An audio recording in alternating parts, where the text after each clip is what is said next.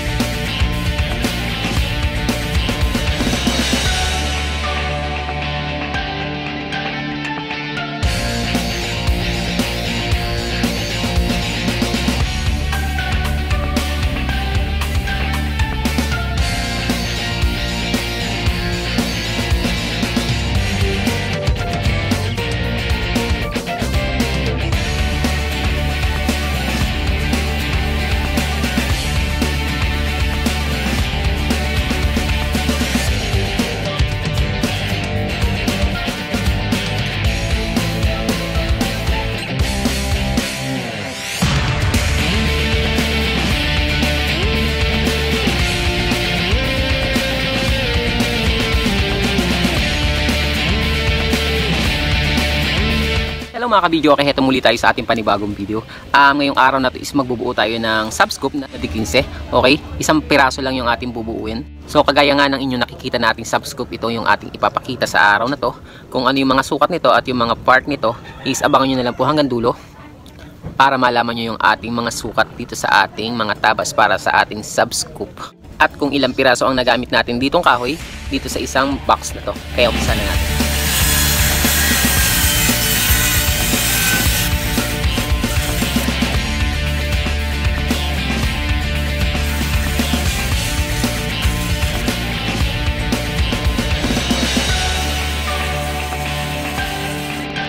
Okay, ito yung tabas ng ating kahoy.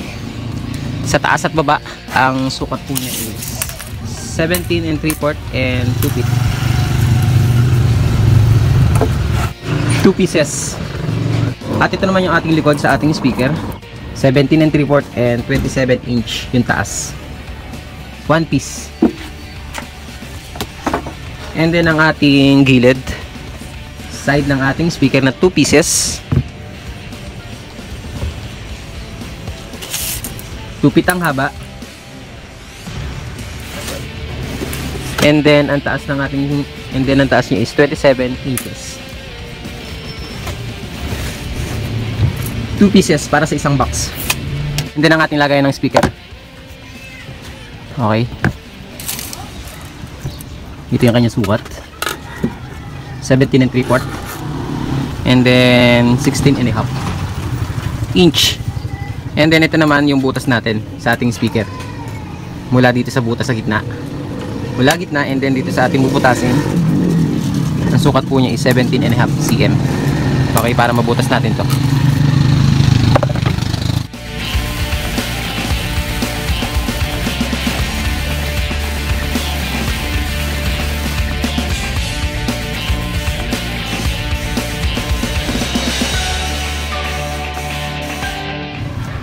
Okay, lalagyan natin ng tinat yung ating lagyan ng speaker para mas makapit yung ating tornilyo. Kaya tayong 8 pieces na ilalagay sa ating speaker. Okay, kabit na natin.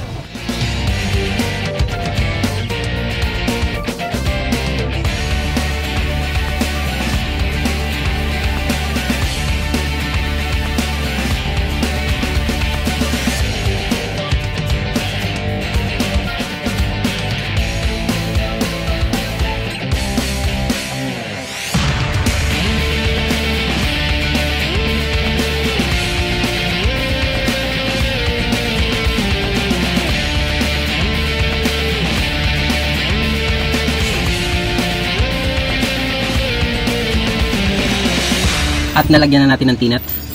Lagyan natin ng stick wheel na pandikit para mas makapit yung ating tinat para hindi malaglag. And then ito yung ating tornilyo para sa ating speaker.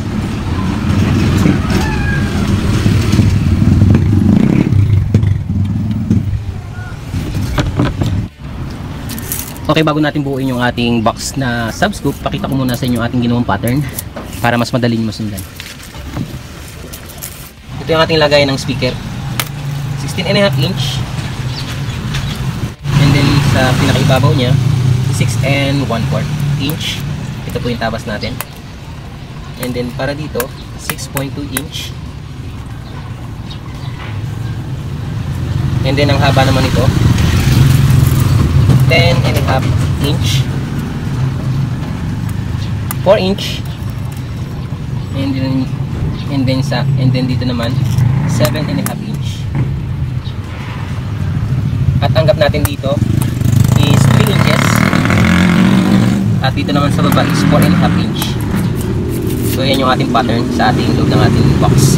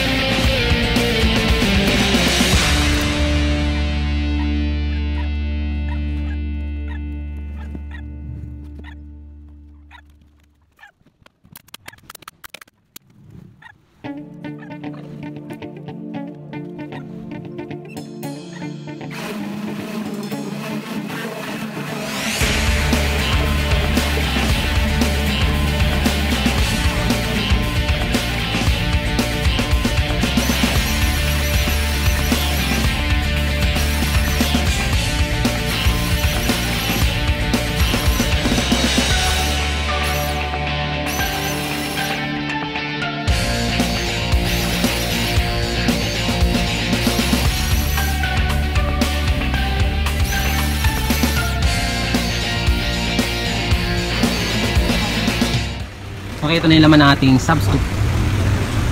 Pakita ko muna sa inyo ating loob bago natin isarado.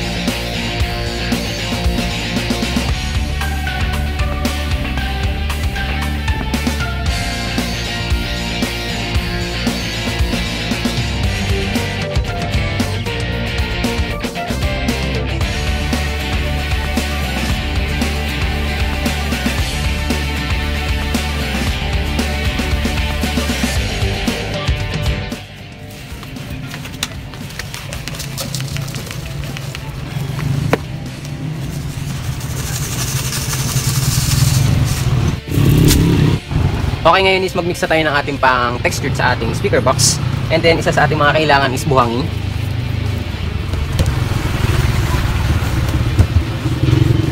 Classic Tex or textured. Gloss po yung ating ginagamit. And then, ang ating elastomeric. Kulay gray yung ating gagamitin. Stickwell. At patching compound.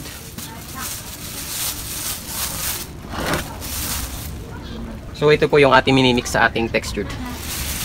Okay? So, dito tayo magtitimpla. Meron na siyang konti pantira. Okay, sa pagtimpla ng ating textured, 1 liter ng elastomeric at 1 liter ng textured.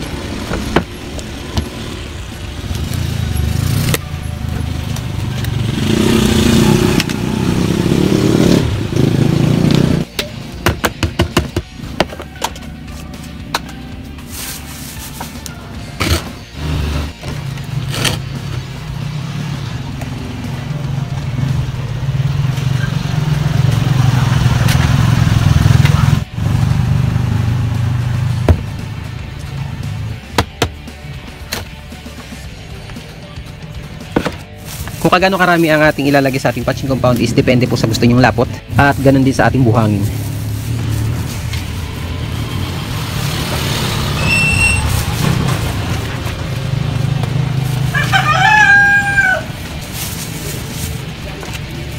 And then kalahating stickwell. Kalahating sachet na stickwell.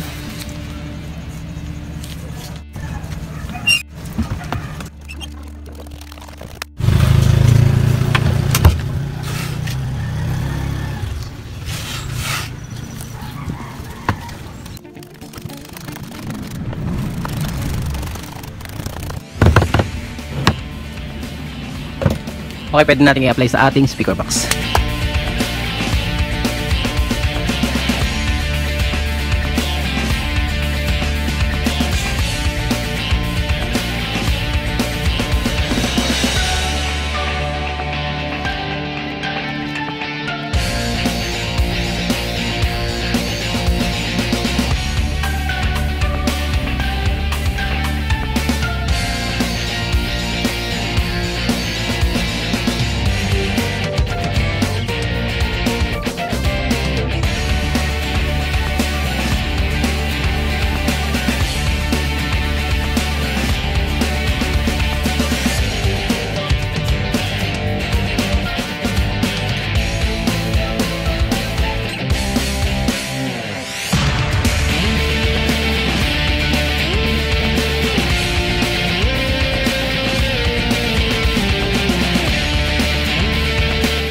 Na-coated na natin siya ng textured at nalihan na rin natin.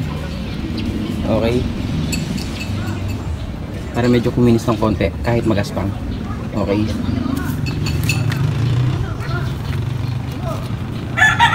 kaya naman is pipinturahan natin ng black, pinaka finish natin.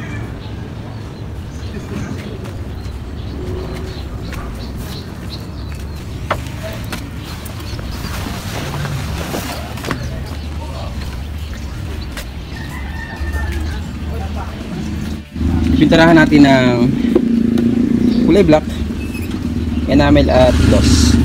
Okay, gloss po yung ating ginagamit para makita. And then nahaluan natin ng paint killer. Okay, apply na natin.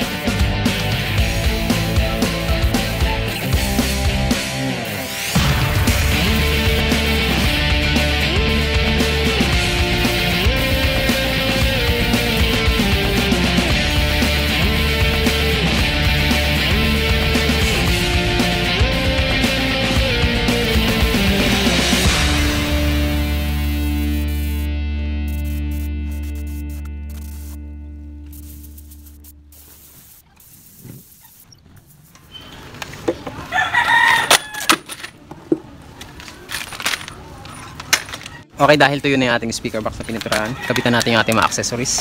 Ito yung ating handle, metal handle, big. Ang ating plunger, aluminum corner.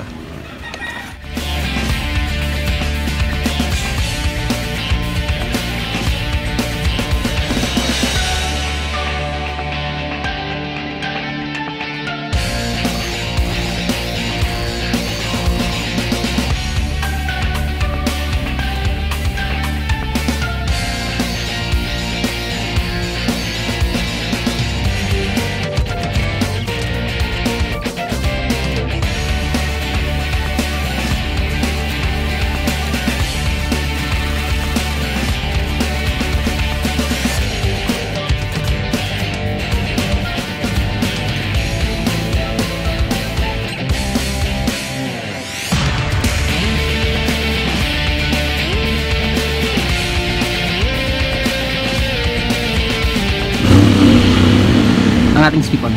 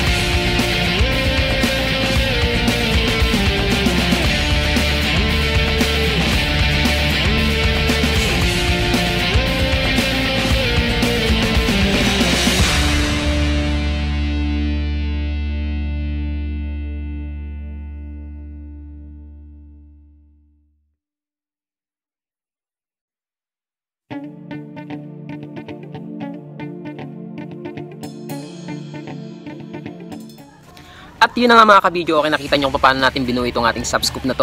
Okay, kung ilang piraso ang kahoy na ginamit natin dito is umabot po siya ng 1 piraso. Kumain po siya ng 1 pirasong marin. Yun po yung ating nagamit dito sa ating box na to, na subscoop. At in-applyan natin ng textured and then pininturahan natin ng black. So hindi pa po tapos itong ating speaker box na to. Okay, kaya abangan nyo yung ating mga susunod na video dahil i-install natin yung ating speaker dito. Ang ating speaker na ikakabit dito is si Live at 1000 watts at size 50. At para sa ating mga kabidyo, okay natin dyan na magtatanong kung magkano ang price ito. Ang total price po nito mga kabidyo, okay, pag nalagyan natin ng laman at isang paris is umaabot na po siya ng 26,000. Paris na D15 na subscoop. Okay, and then gumamit po tayo ng tinat para sa ating speaker. Hindi yung ordinaryong tornilyo dahil kapag ordinaryong tornilyo, medyo mahina ang kapit kung ikukumpara nyo sa tinat. Okay, kaya gumagamit tayo ng tinat para mas matibay at makapit yung ating speaker sa box. Iwas vibrate at iwas singaw. Kaya abangan nyo yung ating mga susunod na mga video sa darating na mga araw. Kaya sa mga hindi pa po nagsasubscribe dyan, subscribe na po kayo and notification bell idami na para lagi po kayong update sa ating mga ginagawa mga video. At meron din po tayong Facebook page. Sa nais bumisita sa ating Facebook page, pwede po kayong mag-PM sa ating page. Paki-like na rin po and follow and paki-share na rin po kung nagustuhan nyo ang video natin ngayong araw na to. At hanggang dito na lang mga kabidyo. Okay, sana may napulot kayo kahit content technique muli sa ating pagbuo ng ating mga speaker box. Sa mga nagtitipid, pwede po kayong gumawa ng sarili nyong speaker box. Kaya hanggang dito na lang at hanggang sa muli.